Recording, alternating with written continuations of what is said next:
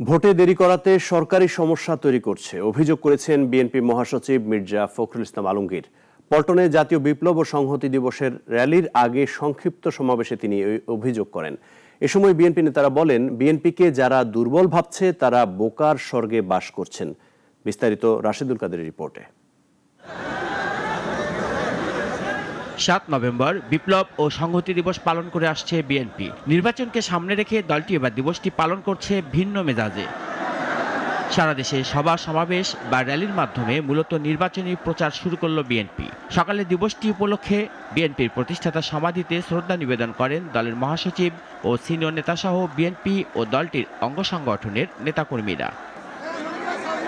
পরে দলের মহাসচিব কথা বলেন সাংবাদিকদের সাথে। অভিযোগ করেন, দেশে আবার গণতন্ত্রকে ধ্বংসের পায়তারা চলছে। বিকালে রাজধানীর পল্টন থেকে দিবসটি উপলক্ষে র্যালির আয়োজন করা হয়, যা ছিল নির্বাচনী আমেজে। র্যালিকে কেন্দ্র করে ঢাকা মহানগরীর নেতাকর্মীরা দলীয় প্রতীকসহ নানা আসনের বিএনপি প্রার্থীদের ফেস্টুন ব্যানার নিয়ে উপস্থিত হন।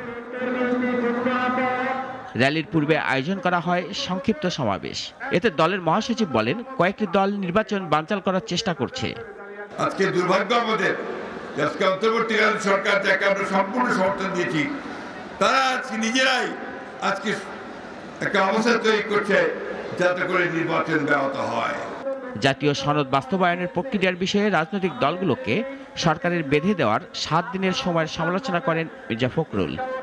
তাহলে এতদিন ধরে 7 মাস ধরে যে আমরা সনদে স্বাক্ষর করবার জন্য ঐক্যবদ্ধ কমিশনে বসলেন, সমস্ত সংস্কারের প্রস্তাবগুলোকে আলাপ আলোচনা করলেন, আমাদের প্রতিনিধি থাকলো, সব দলগুলোর প্রতিনিধি থাকলো, তাহলে সেটা কি মানে হলো?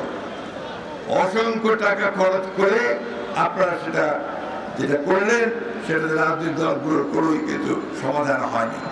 আর দলটির নেতারা জামাতকে উদ্দেশ্য করে বলেন, বিএনপিকে নিয়ে নানা বিষয়ে কথা বলছেন তারা, অথচ এ দলটি 47 ও 71-এ ষড়যন্ত্র করেছে, যা এখনো অব্যাহত রেখেছেন। 1947 সাল থেকে সেই সময়ের স্বাধীনতা আন্দোলন আপনারা করেন নাই, জনগণের বিরুদ্ধে গিয়েছেন। 71 সালে জনগণের বিরুদ্ধে গিয়েছেন, এখনো জনগণের বিরুদ্ধে যাওয়ার চেষ্টা করছেন।